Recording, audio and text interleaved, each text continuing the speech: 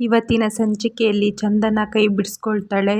Chance, ನನಗೆ ನಿನ್ನನ್ನು ಬಿಟ್ಟಿರೋಕ್ಕಾಗಲ್ಲ chance, ಬಾ ಕಾರ್ ಹತ್ತು ಅಂತ ಹೇಳ್ತಾರೆ. ಆವಾಗ ಚಂದನ, ನಿನ್ನ ಗ್ಯಾಂಗು, ನೀನು ನಮ್ಮ ಅಣ್ಣ ಅನ್ಸ್ಕೊಂಡಿರೋರನ್ನ ಕರ್ಕೊಂಡು ಇಲ್ಲಿಂದ ಫಸ್ಟ್ ಹೋಗು ಅಂತ ಹೇಳ್ತಾರೆ. ಇಲ್ಲ ಚಾನ್ಸ್, ನಾನು ಇಲ್ಲಿಂದ ನಿನ್ನ ಕರ್ಕೊಂಡು ಹೋಗೋದೆ ಇಲ್ಲಲ್ಲ, ಆಸ್ಟ್ರೇಲಿಯಾಕ್ಕೂ ಹೋಗಲ್ಲ ಅಂತ ಮತ್ತೆ ಅವಳು ಕೆನ್ನೆನ ಮುಡ್ತಾನೆ.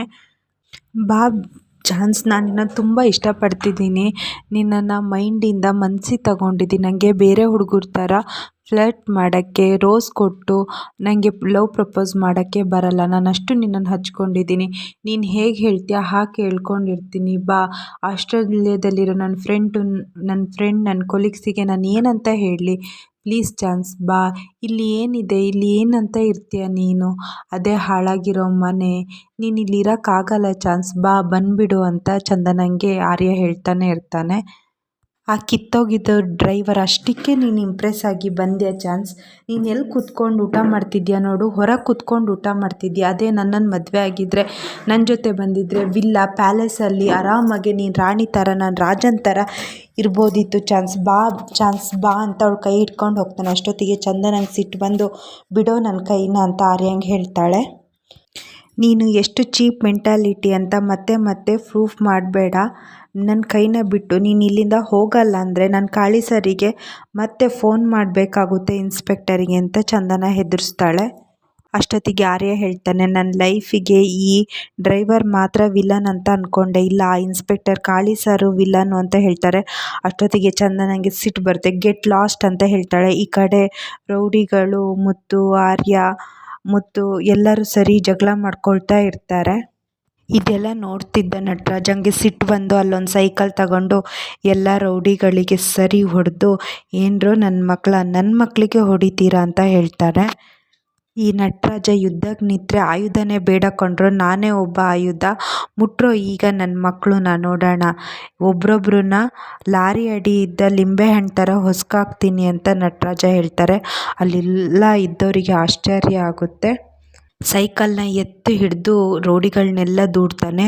ಈ ಕಡೆ ಕಂಠಿ, ಹರಿ ಮತ್ತು ಮಯೂರ ಮುತ್ತುಗೆ ಅಪ್ಪನ ಆ ಥರ ನೋಡಿ ಆಶ್ಚರ್ಯ ಆಗಿಬಿಡುತ್ತೆ. ಎಲ್ಲ ನೋಡ್ತಾ ನಿಲ್ತಾರೆ.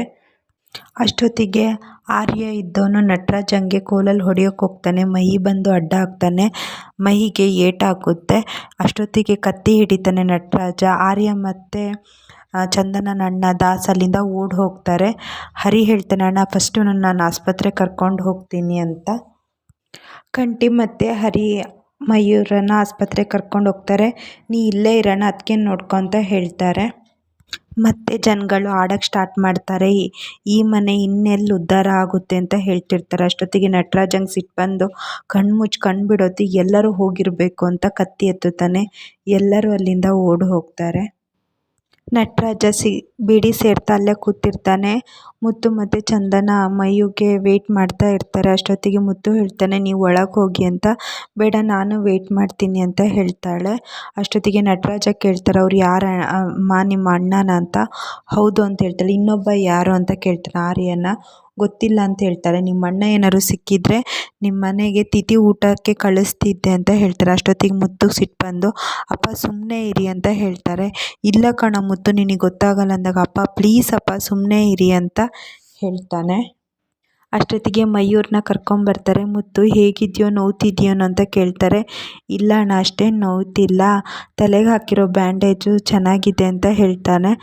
ಅಷ್ಟೊತ್ತಿಗೆ ಬಾ ಊಟ ಮಾಡೋಣ ಹೋಗೋಣ ಅಂತ ಹೇಳ್ತಾರೆ. ಈ ಕಡೆ ಚಂದನ ಅಳ್ತಾ ಇರ್ತಾಳೆ.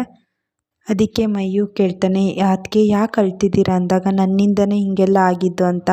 ಅಷ್ಟೊತ್ತಿಗೆ ಹರಿ, ಇಲ್ಲ ಕಣ್ರಿ, ಅಲ್ಲೇನೂ ಆಗಿಲ್ಲ, ಒಂದು ಸಣ್ಣ ಪೆಟ್ಟಾಗಿದ್ದಲ್ವನೋ ಅಂತ ಕೇಳ್ತಾರೆ. ಹೌದು ಅದಕ್ಕೆ, ನನಗೇನೂ ಆಗಿಲ್ಲ, ಇಂಥ ಪೆಟ್ಟು ನಮ್ಮ ಅಣ್ಣ ಯಾವಾಗಲೂ ಕೊಡ್ತಾ ಇರ್ತಾನೆ, ನಿಮ್ಮ ಖುಷಿ ಮುಂದೆ ಇದೆಲ್ಲ ಯಾವುದೂ ಇಲ್ಲ ಅಂತ ಹೇಳ್ತಾನೆ ಮಯೂರ. ನೀವು ನಮ್ಮನ್ನು ಬಿಟ್ಟು ಹೋಗಿಲ್ಲಲ್ಲ ಅದಕ್ಕೆ ಅದೇ ನಮಗೆ ಖುಷಿ, ಅದಕ್ಕೆ ಇಂಥ ನೋವು ಎಷ್ಟು ಬೇಕಾದ್ರೂ ತಡ್ಕೊಳ್ತೀನಿ ಅಂತ ಮಯೂರ ಹೇಳ್ತಾರೆ. ಎಲ್ಲರಿಗೂ ಖುಷಿ ಆಗುತ್ತೆ. ಚಂದನ ಹೇಳ್ತಾಳೆ, ಇಲ್ಲ ನನ್ನಿಂದ ನಿಮಗೆ ತುಂಬ ನೋವಾಗ್ತಿದೆ, ಹಾಗಾಗಿ ನಾನು ಇಲ್ಲಿಗೆ ಬಂದಿದ್ದೆ ತಪ್ಪು ಅಂತ ಹೇಳ್ತಾಳೆ ಚಂದನ. ಅಷ್ಟೊತ್ತಿಗೆ ಚಂದನ ಇಲ್ಲ ನಾನು ಇಲ್ಲಿ ಬರ್ತಿರಲಿಲ್ಲ, ಪೊಲೀಸ್ ಸ್ಟೇಷನಲ್ಲಿ ಹಿಂಗಾಯಿತು ಅಂತ ಹಳೇದು ಹೇಳೋಕ್ಕೆ ಹೋಗ್ತಾಳೆ. ಅಷ್ಟೊತ್ತಿಗೆ ಹರಿ ತಡಿತಾನೆ. ಆವಾಗ ಮುತ್ತು ಕೇಳ್ತಾನೆ, ಅವ್ರು ಏನೋ ಹೇಳೋಕ್ಕೆ ಹೋಗ್ತಿದ್ದಾರೆ ನಿಲ್ಲು ಅಂದಾಗ, ಇಲ್ಲ ಅಣ್ಣ ಮಯೂರಂಗೆ ಹಿಂಗಾಗಿದೆಯಲ್ಲ ಅವರು ಟೆನ್ಷನಿಗೆ ಹಿಂಗೆ ಹೇಳ್ತಿದ್ದಾರೆ, ನೀವು ಹೋಗಿ ಮಲ್ಕೊಳ್ಳಿ ಅಂತ ಚಂದನಂಗೆ ಹರಿ ಹೇಳ್ತಾನೆ. ಅವಳಿಗೆ ಮಾತಾಡೋಕ್ಕೆ ಬಿಡಲ್ಲ. ಹರಿ ಹೇಳ್ತಾನೆ, ಅವನು ಬಾಯಿ ತುಂಬ ಅದಕ್ಕೆ ಅಂತ ಕರೆದಿದ್ದಾನೆ, ಈಗ ನೀವೇನಾದ್ರು ಹೇಳಿದರೆ ಅವನಿಗೆ ಬೇಜಾರಾಗುತ್ತೆ, ಬನ್ನಿ ಎಲ್ಲರೂ ಊಟ ಮಾಡೋಣ ಅಂತ ಎಲ್ಲರೂ ಒಳಗೆ ಹೋಗ್ತಾರೆ. ಹರಿ ಮತ್ತು ಚಂದನ ರೂಮ್ಗೆ ಬರ್ತಾರೆ. ಹರಿ ಹೇಳ್ತಾರೆ, ನೀವು ಮಲ್ಕೊಳ್ಳಿ ಮೇಡಮ್, ಎಲ್ಲದನ್ನೂ ಮರೆತುಬಿಡಿ, ಆದರೂ ನಿಮ್ಮ ಅಣ್ಣ ಹಾಗೂ ಆ ಕರಡಿ ನನ್ನ ಮಗ ಆರ್ಯ ಮನೆ ತನಕ ಬರ್ತಾರೆ ಅಂತ ನಾನು ಅಂದ್ಕೊಂಡಿರಲಿಲ್ಲ, ಯಾರೋ ಅಡ್ರೆಸ್ ಹೇಳಿದ್ದಾರೆ ಆಗ ಕುಡ್ಕೊಂಡು ಬಂದಿದ್ದಾರೆ ಅಂತ ಹರಿ ಹೇಳ್ತಾನೆ. ಚಂದನ ಕೇಳ್ತಾಳೆ, ನಾಳೆ ಎಷ್ಟೊತ್ತಿಗೆ ಹೋಗೋದು ಅಂತ. ಅಷ್ಟೊತ್ತಿಗೆ ನಾಳೆ ಹೋಗಬೇಕಂತ. ಹೌದು ನಾಳೆನೇ ಹೋಗಬೇಕು, ನನ್ನಿಂದ ಯಾರಿಗೂ ಸಮಸ್ಯೆ ಆಗೋದು ಬೇಡ ಅಂತ ಹೇಳ್ತಾಳೆ. ಇಲ್ಲ ಆ ಥರ ಏನೂ ಸಮಸ್ಯೆ ಇಲ್ಲ ಅಂತ ಹೇಳ್ತಾನೆ ಹರಿ. ಇಲ್ಲ ಬೇಡ, ನಾಳೆನೇ ನಾನು ಹೋಗಬೇಕು, ಯಾಕಂದರೆ ನಾನು ಬಂದಿದ್ದ ಉದ್ದೇಶನೇ ಬೇರೆ, ಆದರೆ ಇಲ್ಲಿ ನಡೀತಿರೋದೇ ಬೇರೆ. ನನ್ನಿಂದ ನಿಮ್ಮ ಮನೆಯವರಿಗೆಲ್ಲ ಏನೂ ಆಗಬಾರ್ದು, ನನ್ನ ಅಣ್ಣ ನನ್ನ ಅಪ್ಪ ಹೇಗೆ ಅಂತ ನಾನು ಮೊದಲೇ ನಿಮಗೆ ಹೇಳಿದ್ದೀನಿ, ಹಾಗಾಗಿ ಪ್ಲೀಸ್ ನಾಳೆನೇ ನನ್ನನ್ನು ಕರ್ಕೊಂಡೋಗಿ, ನಾನು ಯಾವ್ದಾದ್ರು ಹಾಸ್ಟೆಲಿಗೆ ಹೋಗಿ ಅಲ್ಲಿಂದ ಒಂದು ಕೆಲಸ ನೋಡ್ತೀನಿ, ಆಮೇಲೆ ನಮ್ಮ ಮನೆಗೆ ಫೋನ್ ಮಾಡಿ ನಡೆದಿದ್ದ ವಿಚಾರ ಹೇಳ್ತೀನಿ, ಅವಾಗ ಅವ್ರಿಗೆ ಅರ್ಥ ಆಗುತ್ತೆ ಅಂತ ಚಂದನ ಹರಿಗೆ ಹೇಳ್ತಾಳೆ. ಹಂಗೇನು ಆಗಲ್ಲ ಕಣ್ರಿ, ನಾವು ಕೊಟ್ಟಿರೋ ಏಟಿಗೆ ಅವರೊಂದು 8 ದಿನ ಬೇಕು ಸುಧಾರಿಸ್ಕೊಳ್ಳೋಕ್ಕೆ, ನಿಮ್ಮ ಮನೆಯವರು ಅಷ್ಟೇ, ಈಗ ಸದ್ಯಕ್ಕೆ ಬರಲ್ಲ, ನೀವು ಎಷ್ಟು ದಿನ ಬೇಕಾದ್ರೂ ಇಲ್ಲಿರ್ಬೋದು ಅಂತ ಹೇಳ್ತಾರೆ. ಹಾಗಾದರೆ ನಿಮ್ಮದು ಫೈನಲ್ ಡಿಸಿಷನ್ ಏನು ಹೇಳಿ, ಇಲ್ಲಾಂದರೆ ನಿಮ್ಮ ಅಣ್ಣಂಗೆ ಹೇಳಿ ನಾನು ಏನು ಮಾಡಬೇಕು ನಾನು ಮಾಡ್ತೀನಿ ಅಂತ ಚಂದನ ಹೇಳ್ತಾಳೆ. ಸರಿ ನಾನು ಕರ್ಕೊಂಡು ಹೋಗ್ತೀನಿ ಅಂತ ಹೇಳ್ತಾಳೆ. ಹಾಗಾದರೆ ಎಷ್ಟು ಗಂಟೆಗೆ? 9 ಗಂಟೆಗೆ ಮನೆಯಿಂದ ಬಿಡಬೇಕು ಅಂತ ಹೇಳ್ತಾಳೆ ಚಂದನ. ಇಲ್ಲ ಕಣ್ರಿ ಅಷ್ಟು ಬೇಗ ಆಗಲ್ಲ, ಯಾಕೆ ಅಂತ ಕೇಳಿದಾಗ, ನಾಳೆ ನನಗೊಬ್ಬರು VIP ಕರ್ಕೊಂಡು ಹೋಗಿ ಏರ್ ಡ್ರಾಪಿಗೆ ಬಿಡಬೇಕು ಅಂತ ಹೇಳ್ತಾಳೆ. ಅಷ್ಟೊತ್ತಿಗೆ ನೀವು ಒಬ್ಬರೇ ಇರೋದಾ ಅಂದಾಗ, ನಾನು ಒಬ್ಬರೇ ಇರೋದಲ್ಲ ಕಣ್ರಿ, ಆದರೆ ನಿಮ್ಮನೆಗೆ ನೋಡಿ ನನ್ನನ್ನು ಯಾಕೆ ಕಳಿಸಿದ್ರು, ನಾನು ಒಳ್ಳೆ ಹುಡುಗ ಅಂತ ಕಳಿಸಿರೋದು, ಹಾಗಾಗಿ ಅಂತ ಹೇಳ್ತಾರೆ.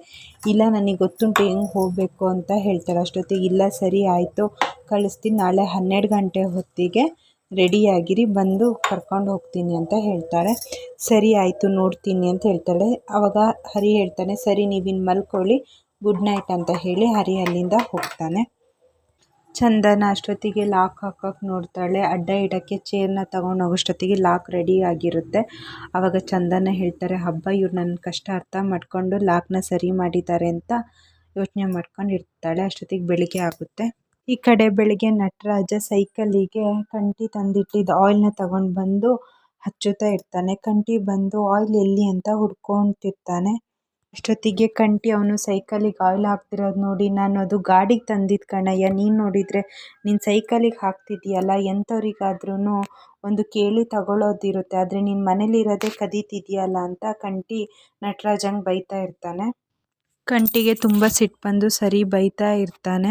ಅಷ್ಟೊತ್ತಿಗೆ ನಾನು ನಿಮ್ಮ ಅಪ್ಪ ಕಂಡ್ರು ಯಾಕ್ರೋ ಹಿಂಗೆ ಮಾಡ್ತೀರಾ ಅಂತ ಹೇಳ್ತಿರ್ತಾನೆ. ನಟರಾಜ ಹೇಳ್ತಾನೆ, ನಾನು ಸತ್ತರೆ ನೀವೆಲ್ಲ ಅನಾಥರಾಗ್ತೀರ ಕಂಡ್ರು, ಒಂದು ಇಂಜಿನ್ ಆಯಿಲ್ಗೋಸ್ಕರ ಅಪ್ಪನೇ ಸಾಯಿಸ್ತೀನೇನೋ ಅಂತ ಕೇಳಿದಾಗ ಕಂಠಿ ಇರಲಿ ಪರವಾಗಿಲ್ಲ ಅಂತ ಮತ್ತೆ ಅವನ್ನ ಕೊಳ್ಪಟ್ಟೆ ಹಿಡಿತಿರ್ತಾನೆ. ಅಷ್ಟೊತ್ತಿಗೆ ಚಂದನ ಬಟ್ಟೆ ಇಟ್ಕೊಂಡು ಬರ್ತಿರ್ತಾಳೆ. ಕಂಠಿ ಅದನ್ನು ನೋಡಿ, ಅಪ್ಪ ನಿನ್ನಂಥ ಅಪ್ಪ ಇನ್ಯಾರೂ ಇಲ್ಲ ಅಪ್ಪ, ನೀನಷ್ಟು ಒಳ್ಳೆಯವರಪ್ಪ, ಇದೇಕೆ ಪಂಚೆಲ್ಲ ಹಿಂಗೆ ಇಟ್ಕೊಂಡಿದ್ದೀರಾ, ಕ್ಲೀನಾಗಿ ಮಾಡ್ಕೊಳ್ಳಿ ಅಪ್ಪ ಅಂತೆಲ್ಲ ಹೇಳ್ತಿರ್ತಾನೆ. ನಟರಾಜಂಗೆ ಅದು ಕೇಳಿ ಆಶ್ಚರ್ಯ ಆಗುತ್ತೆ.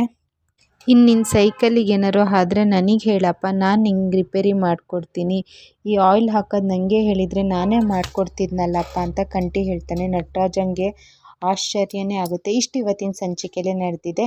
ಈ ವಿಡಿಯೋ ನಿಮ್ಗೆ ಇಷ್ಟ ಆಗಿದ್ದರೆ ಲೈಕ್ ಮಾಡಿ, ಶೇರ್ ಮಾಡಿ, ಹಾಗೆ ಚಾನಲ್ನ ಸಬ್ಸ್ಕ್ರೈಬ್ ಮಾಡಿ. Thank you.